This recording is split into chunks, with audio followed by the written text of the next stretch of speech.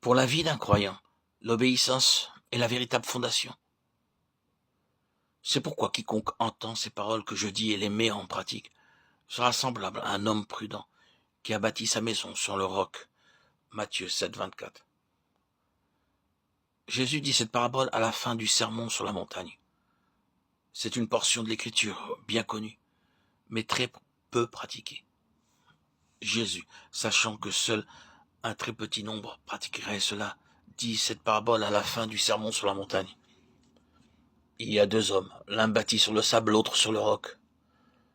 Lorsque nous voyons la fin de ces deux hommes, nous pouvons très bien conclure que celui qui a bâti sur le roc est une personne sage. La fondation est toujours cachée et non vue de l'extérieur. L'apparence extérieure des deux maisons était semblable. Elles avaient pendant un temps exactement le même aspect, parce que les fondations étaient cachées. Le secret fut révélé seulement lorsque la pluie arriva. Les flots vinrent et le vent souffla. Seulement la maison construite sur le roc résista. Celle qui était construite sur le sable s'effondra. Quelle est la signification du roc ici? Beaucoup d'entre nous pensent qu'il s'agit du Seigneur Jésus-Christ. Et ce n'est pas cela. C'est l'obéissance à la parole. Voilà ce que signifie le roc. L'homme qui a construit sur le sable a entendu les paroles du Seigneur Jésus-Christ. Il donnait la vérité.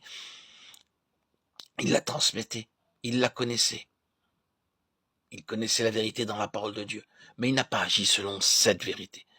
C'est pourquoi Jésus le décrit comme celui qui bâtit sur le sable. Mais l'homme qui bâtit sur le roc est celui qui connaît la parole et agit selon cette parole. Il est dans l'obéissance. Il obéit. L'obéissance à sa parole est le roc sur lequel il peut établir les fondations. Jésus déclare que beaucoup réaliseront leur folie pour avoir bâti sur le sable seulement le dernier jour. Plusieurs me diront ce jour-là, Seigneur, Seigneur, n'avons-nous pas prophétisé par ton nom? N'avons-nous pas chassé les démons par ton nom? Et n'avons-nous pas fait beaucoup de miracles par ton nom? Matthieu 7, 22.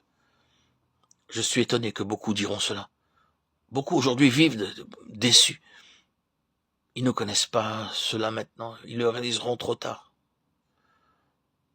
Le peuple déçu ne connaît pas la vérité. Lorsque ces gens parlent de leur œuvre, chasser les démons, prophétiser en son nom, accomplir des miracles, ils disent cependant la vérité. Mais la distinction est évidente et décisive.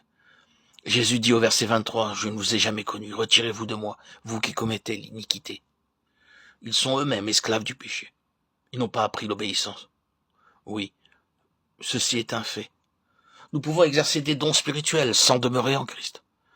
Mais nous ne pouvons pas porter du fruit sans demeurer en Christ. Pourquoi donc Jésus dit cela? Il ne le dit pas pour se moquer de nous.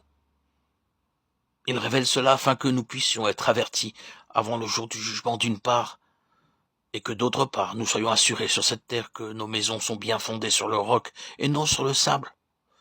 L'obéissance ne peut pas être remplacée par nos œuvres. Quelques pièces de monnaie, quelques minutes de prière, une assistance fidèle au service de l'Église, ce que chacun peut ajouter, ne peuvent jamais prendre la place de l'obéissance.